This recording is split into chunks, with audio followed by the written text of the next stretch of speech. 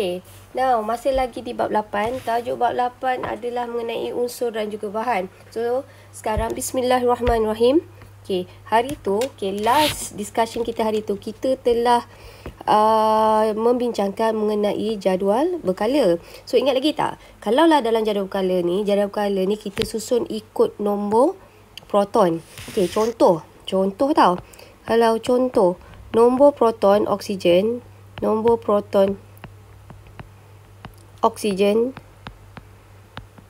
adalah 8.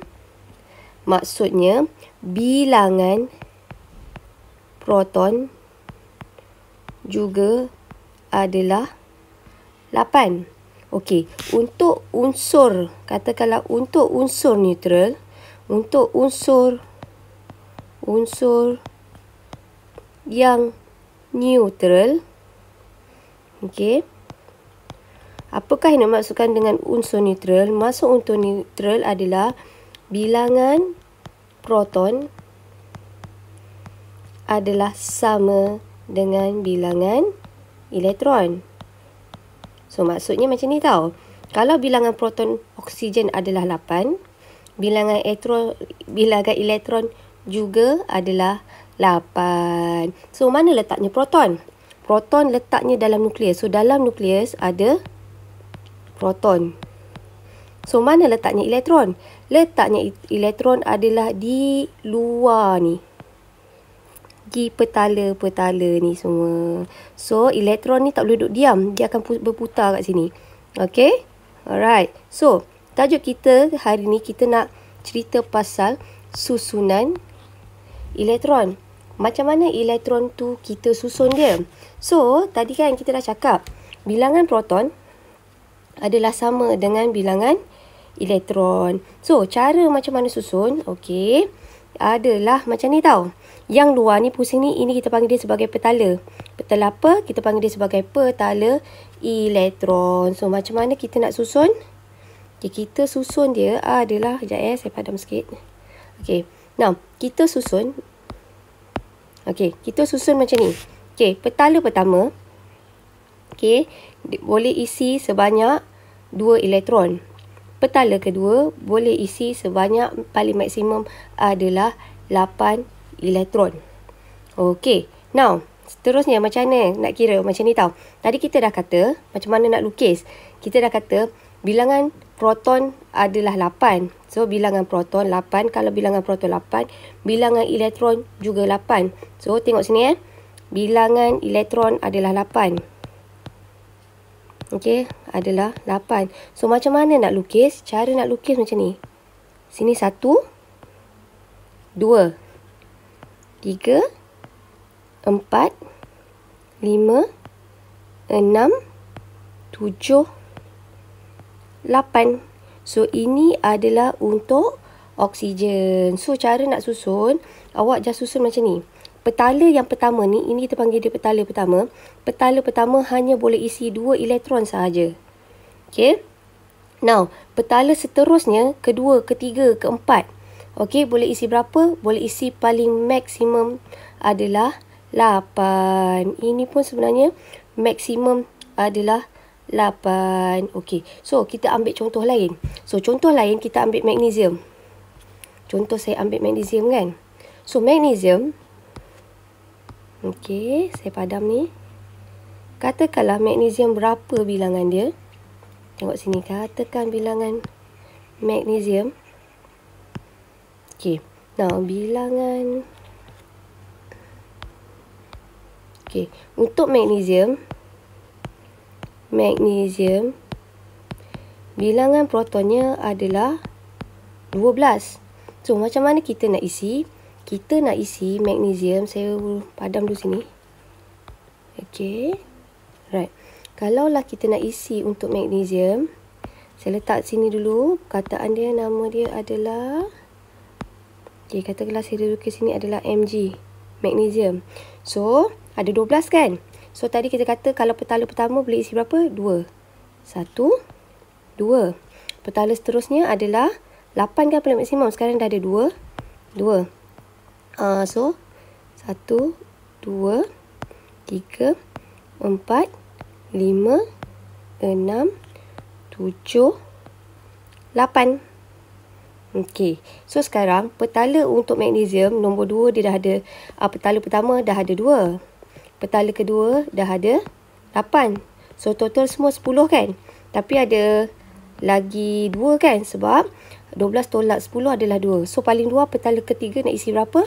Petala ketiga nak isi adalah 1, 2. So, petala paling akhir sekali ni adalah 2 elektron.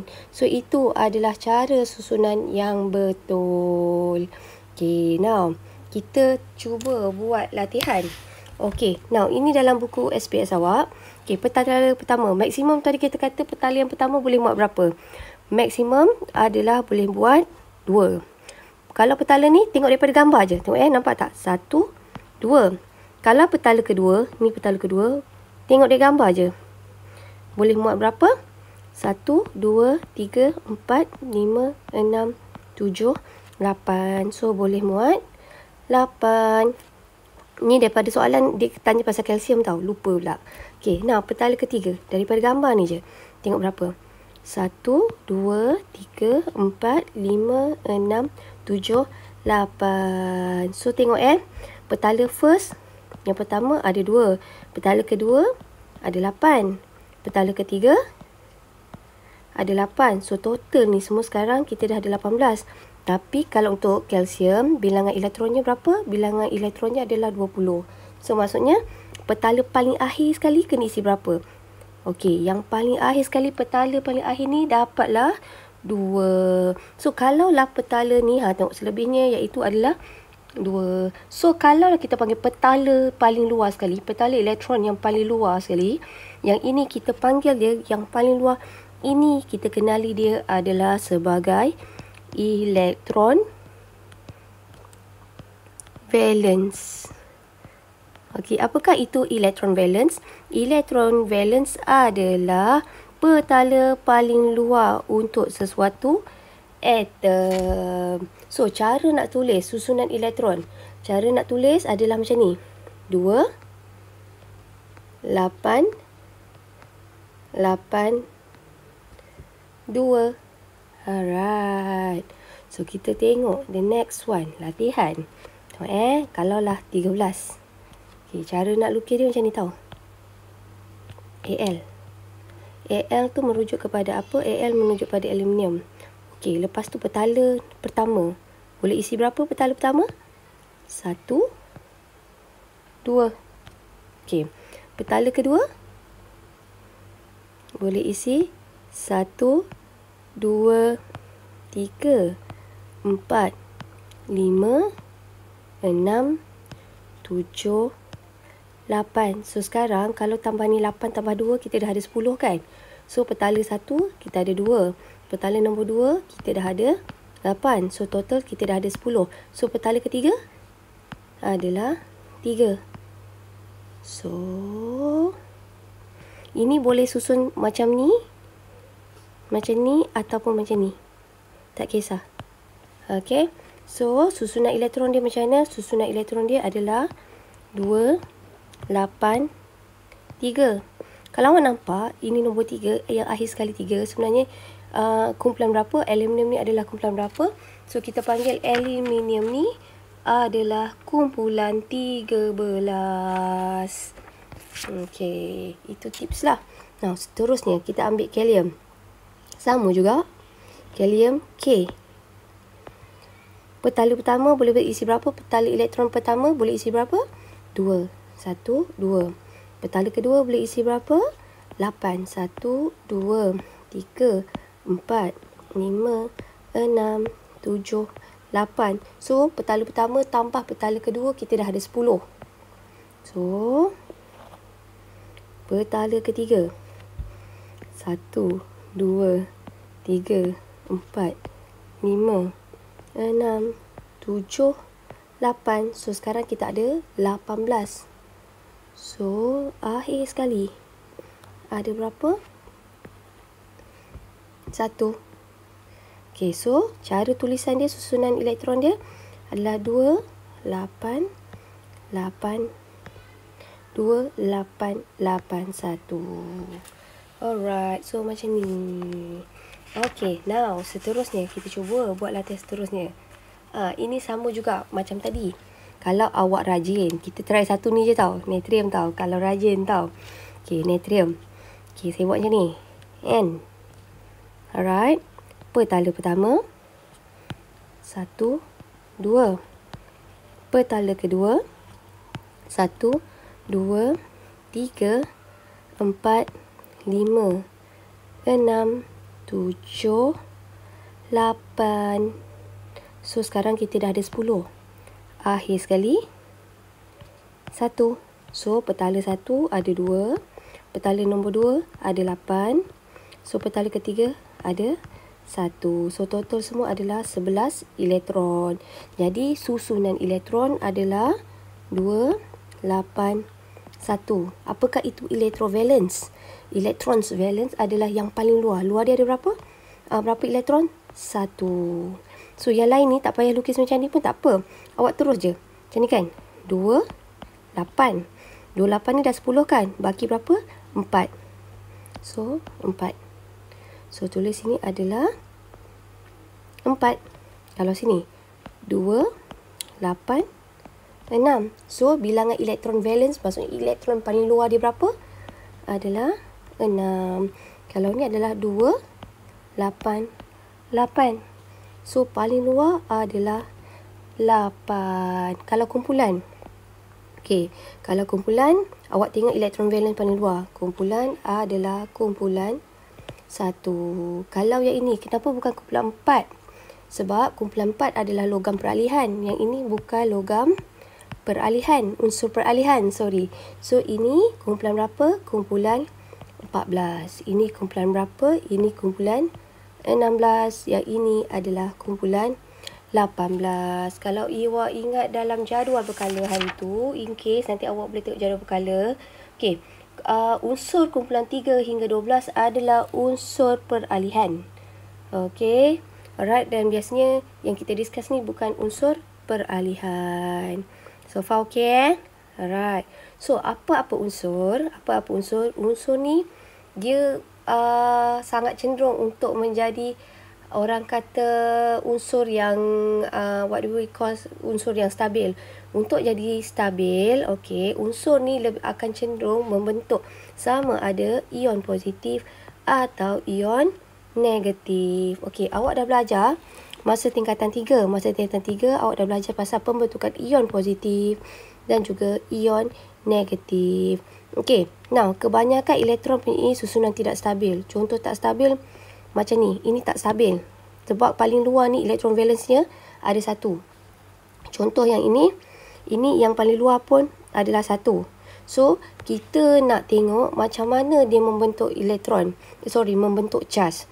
Okey, kenapa? Sebab dia nak membentuk susunan elektron yang lebih stabil. Okey, stabil. Susunan elektron yang stabil ni kita kenali sebagai apa? Duplet atau oktet. Duplet ni apa? Yang ada elektron valence paling luar 2. Oktet apa? Oktet yang elektron valence yang paling luar ada 8. Okey. Now, so dekat sini, sesuatu atom menderma atau menerima elektron, okey, dia akan bercas dan kita kenali sebagai ion. Apakah itu ion positif? Ion positif terbentuk apabila atom unsur logam menderma elektron.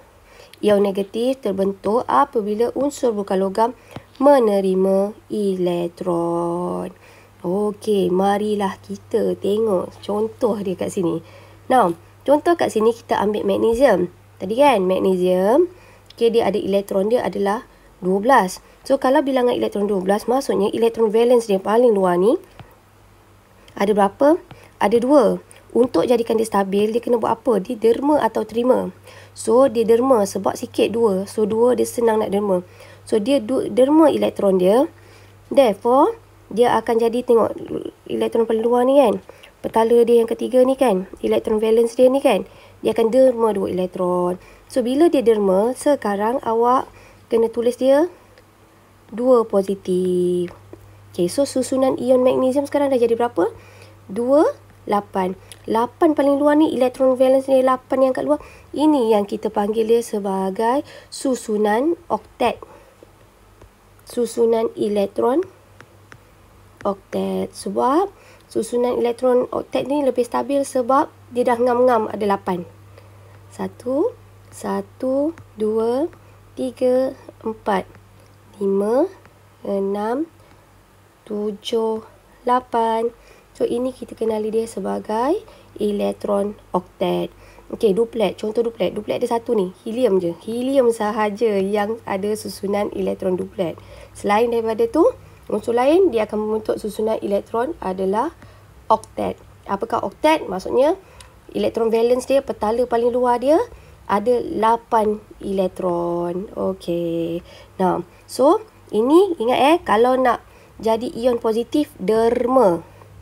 Okey, nak jadi ion positif, derma. Keywordnya adalah derma. Okey, so maksudnya dia nak derma 2 lebih senang daripada dia terima 6. Okey. So, yang ini pula, kita tengok atom klorin. Atom klorin adalah kumpulan 17. Okey. Kenapa nombor atom klorin, nombor proton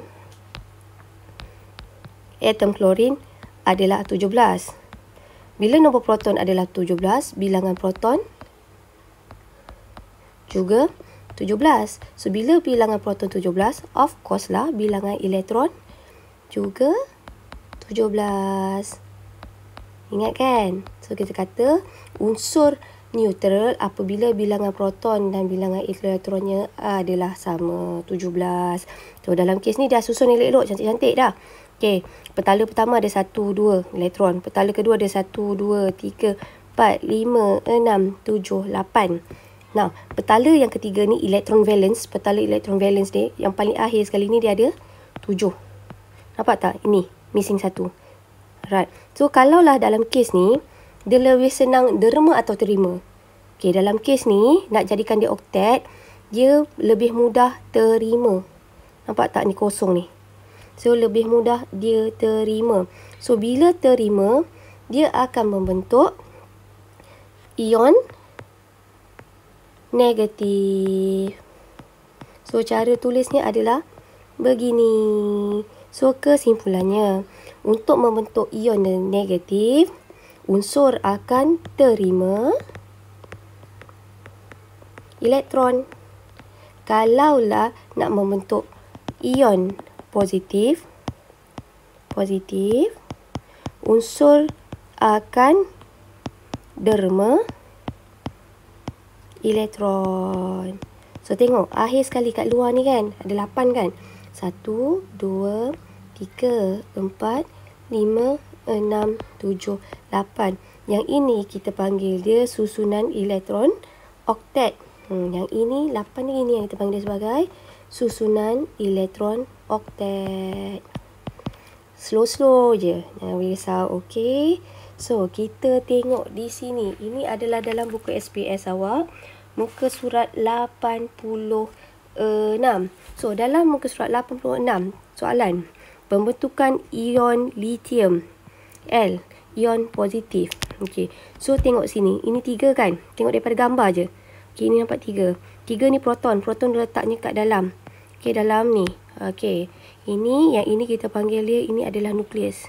Dalam nukleus ada proton dengan juga neutron. Ini. So, charge dia berapa? Tengok kalau sini, kan dia kata bilangan proton 3. So, charge-nya adalah 3. Ni sorry. Ini 3 kan? Lepas tu dia tanya, berapakah bilangan elektron? Tengok daripada gambar akhir ni tau. Okey, sebab dia dah derma. So, paling akhir ni tengok 1, 2. So, 2. Okey, so ini 3 positif, ini negatif. So, bilangan charge-nya apa? Jumlah charge-nya apa? 3 tolak 2 ni, positif tolak negatif dapat berapa? Dapat 1 positif. So, charge-nya apa? Charge-nya adalah positif. Okey, so macam mana boleh jadi macam ni? Sebab asalnya susunannya adalah 2, 1. So, bila dia dah derma elektron, susunannya telah jadi 2. So, ini kita kata adalah susunan duplet. Susunan elektron duplet. So, dia dah jadi stabil. So, lebihan 1 charge positif menyebabkan ion positif terbentuk. So, kesimpulan dia, macam mana ion boleh membentuk charge positif? Apabila atom litium mendermakan satu elektron untuk membentuk ion litium. Ion litium mencapai susunan elektron duplet iaitu 2. Okey. So, seterusnya. Okey. Yang ini pula. Pembentukan ion oksida. Charge-nya adalah negatif. So, mula-mula tengok susunan ni dulu. Kita tengok yang ini Tengok susunan dia. So, susunan dia daripada gambar rajah adalah 2, 1, 2, 3, 4, 5, 6. So, 6. So, nak jadikan susunan elektron oktet dia patut derma ataupun terima. So, dia akan terima. So, bila dia terima, dia akan tambah lagi 2 kan? Okey, so susunan dia sekarang dah jadi 2, 8 sebab dia terima. So, charge proton dia. Tengok dalam. Charge proton dia berapa? Charge protonnya adalah 8. Kalaulah charge bagi 10 elektron, kiralah kat luar ni semua elektron. 1, 2, 3, 4, 5, 6, 7, 8, 9, 10. Sebab tu dia tulis 10. So, charge-nya berapa? Adalah 10. Negatif. Proton, positif. Kena letak tulis macam ni tau. Positif, negatif. So, total charge dia, okey, 8 tolak 10, 8 positif tolak 10 negatif, kita akan dapat 2 negatif. So, lebihan dia berapa charge? Lebihan dia adalah 2 charge negatif menyebabkan ion negatif terbentuk. Okey. Right. So, dekat sini kesimpulannya, atom oksigen akan menerima 2 elektron untuk membentuk ion oksida. So, ion oksida mencapai susunan elektron apa? Oktet yang stabil, iaitu susunan dia 2, 8. Okey, so itu sahaja untuk tajuk pembentukan ion positif dan juga ion negatif. Lagi sekali, awak just ingat, macam mana nak jadi ion negatif? Kalaulah nak jadi ion negatif, okey, unsur akan terima elektron. Macam mana nak jadi ion positif? Unsur akan derma elektron. So, yang lain ni kita akan belajar buka sekolah. So, itu sahaja. Terima kasih.